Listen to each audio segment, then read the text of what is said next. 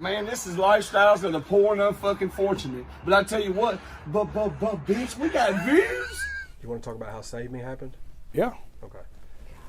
You know, talking about Save Me, that was probably the next, like, after the Waylon and Willie stuff, Same Asshole from Crosses and Crossroads was like kind of like my coming out party again by myself, you know? Mm-hmm. And without struggle, I mean, like, not like, you know, like, after doing 3 Waylon and Willie's back to back, it was like, all right, this is my first offering. It's just Jelly Roll. Because you took a minute from doing solo stuff because y'all were doing the group stuff. I just focused on that. Yep. Yeah. I had like a good 16, 17 month stretch where I didn't release nothing but Waylon and Willie's. Yep.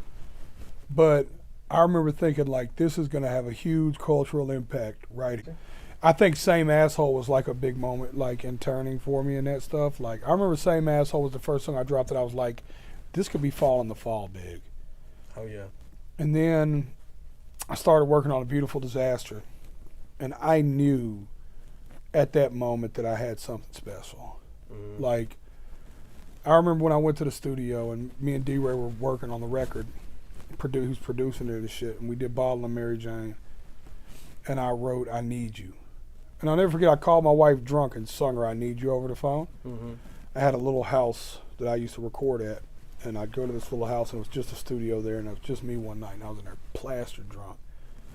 And I called the wife and said, listen to this right now. And I just played the beat and sat the phone down and sang it to her. Close my eyes and I pray, cause I feel the sky's falling on me. She was like, that is sick. I was like, that's going to be the vibe of this album. Like, I knew it right then. Like, I felt it. I was like, this is the first song I wrote for the album. Like, it's going to be the vibe.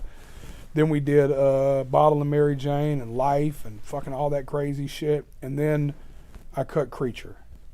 Oh, yeah. And that's when I was like, nah, man, this record. Like, I knew at that moment this whole album's special. Mm-hmm. It was the first time that I ever cut songs off an album.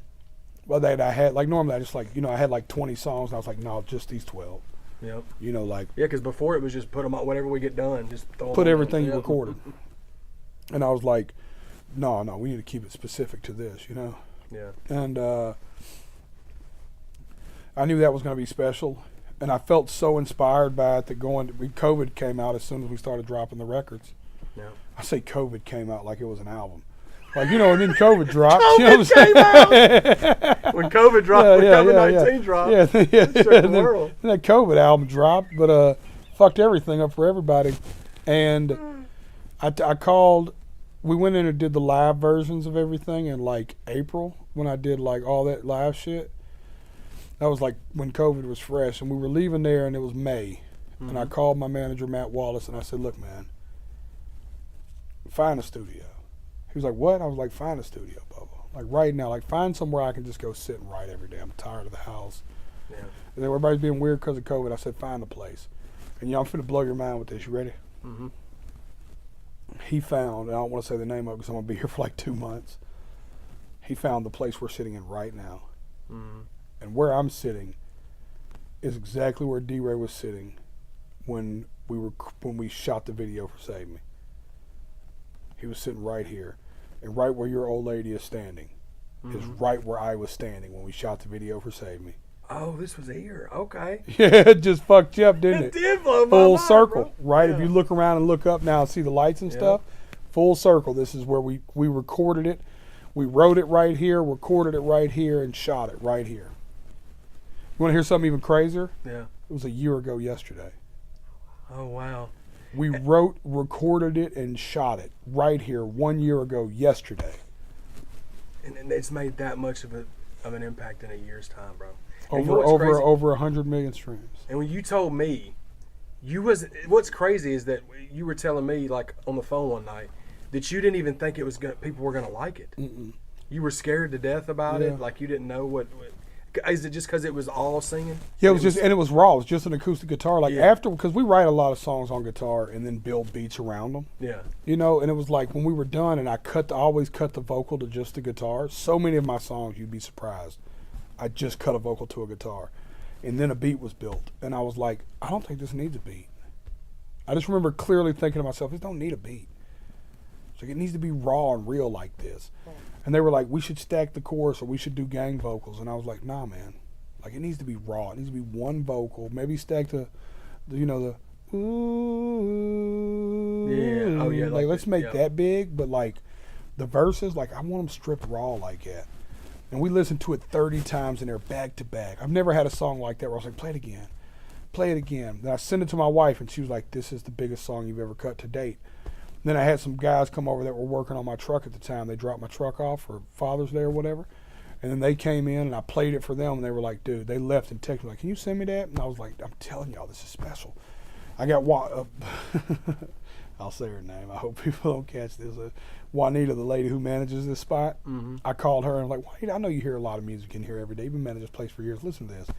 She was like, emotional. She was like, this is so incredible. Yeah. I fucking seen my country music buddy out there and I was like, yo man, because you know this studio's pretty big studios, people working in all these rooms. And I was just like, I was literally just like waiting on people to walk by this room so I could be like, hey, I know you don't know me, can I play you something? Yeah. And I was just playing it for everybody. Was like, it's crazy. And I was like, I don't know how people are going to receive it though. So I just put it out like, fuck it, let's just see. And then, whew, Yeah, man. just insane, man. I watched 7,000 people sing it at a festival the other day. Oh, and just cried. I teared up when I saw your Facebook video when you didn't even have to sing it. No, Because that's the crazy thing. Because when you cut it last year, there was no touring. no. Because the COVID album come out. Yeah. Yeah, because COVID dropped on us and fucked everything up.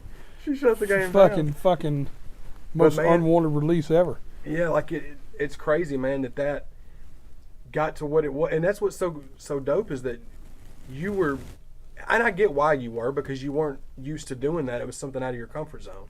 But when you started hearing everybody saying how dope it was, just to see where it's at now, man, that's awesome. 1 year later, I came back to this studio for that reason. Yeah. 1 year later, I was like, all right. Because we also cut Waylon and Willie 4 here and the entire self-medicated album here. Yeah. And I was like, I want to go back there and work. And my Yeah, manager, I called Matt again. I was like, set it up. That's where I want to go work at. So you're actually catching me on day one. Heck yeah, man. That's Yeah. dope. It's day one now. So you're welcome to. I'd love for you to come back in a few days and listen to what we've got so far. Because we already wrote one today that I think is